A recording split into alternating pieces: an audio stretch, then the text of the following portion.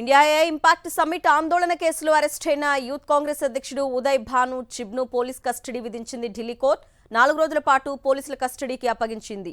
AI సదస్సులో అర్థనగ్నంగా నిరసన చేపట్టిన కేసులో దాదాపు 20 గంటల పాటు విచారించి ఉదయ్ను అరెస్టు చేశారు పోలీసులు.